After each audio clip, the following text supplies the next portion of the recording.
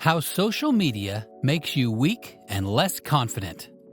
Once upon a time, social media was a novelty, a fun way to connect with friends and share pictures of our daily lives. But now, it has become an addiction for many of us. We find ourselves spending hours scrolling through our news feeds, comparing ourselves to others, and seeking validation from likes and comments. In this video, we will explore how social media can make us weak and less confident. Firstly, social media presents a distorted version of reality. People only post their highlight reels, the most perfect and glamorous aspects of their lives. We see their travels, their perfect bodies, and their successful careers, but we don't see the hard work, failures, and setbacks that led them to their successes. This creates an unrealistic standard that we feel pressured to live up to, leaving us feeling inadequate and insecure about our own lives. The constant comparison to others and the pressure to present a perfect image can lead to low self-esteem and a lack of confidence. We start to doubt ourselves and our abilities, believing that we will never be good enough.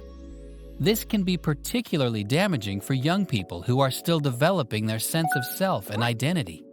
The unrealistic standards set by social media can lead to a distorted self-image and a lack of confidence in their own abilities and worth. Moreover, social media provides a platform for cyberbullying, a form of harassment that can leave devastating effects on one's mental health. We've seen countless examples of people being targeted and bullied online, leading to feelings of isolation, anxiety, and depression. The constant negativity and hate can wear down even the strongest of individuals and leave them feeling weak and helpless. The anonymity of social media can make it easier for people to say hurtful things that they wouldn't say in person. The fact that cyberbullying can happen 24/7 also means that it can be difficult for victims to escape from it. They may feel like they can't switch off from social media, which can lead to feelings of powerlessness and anxiety. Furthermore, social media addiction can also lead to a decline in our real-life relationships. We often find ourselves so consumed with social media that we forget to invest time and energy in our actual relationships with family and friends. We may find ourselves feeling more isolated and disconnected from others, leading to feelings of loneliness and low self-esteem.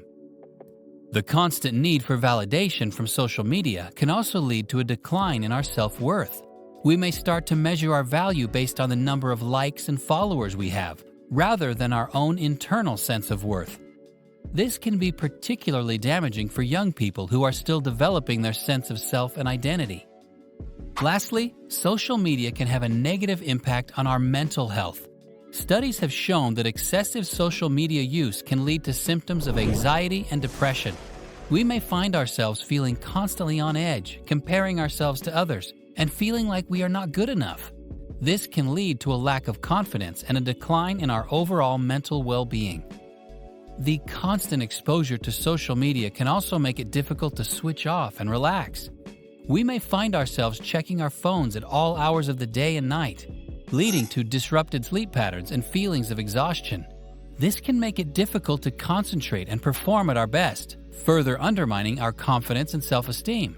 In conclusion, social media has the power to make us weak and less confident. Its distorted reality, cyberbullying, addiction, and negative impact on mental health can leave us feeling isolated, insecure, and helpless. It's important that we take a step back from social media, focus on our real-life relationships, and prioritize our mental health. We should also remind ourselves that social media is just a highlight reel and not a true reflection of people's lives. By doing this, we can begin to rebuild our confidence and sense of self-worth based on our own internal values and strength. One way to do this is to limit our social media use. We can set boundaries for ourselves, such as not checking social media before bed or during meals. We can also delete apps that we find particularly addictive or harmful to our mental health. By setting these boundaries, we can begin to take back control of our lives and focus on what really matters. Another way to combat the negative effects of social media is to focus on building our self-esteem and confidence in real-life situations. We can challenge ourselves to try new things, take on new responsibilities, and push ourselves out of our comfort zones. By achieving new goals and developing new skills, we can begin to see our own worth and value beyond what social media tells us. Additionally, we can seek out support from our loved ones and mental health professionals.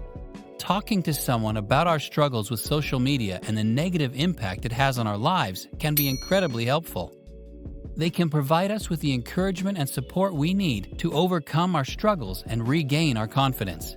In conclusion, social media can be a powerful tool for connection and communication, but it can also have negative effects on our mental health and confidence.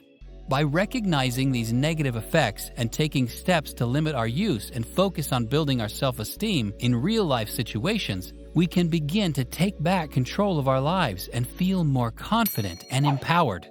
Remember, your worth and value do not come from social media or external validation, but from within yourself. Thanks for watching.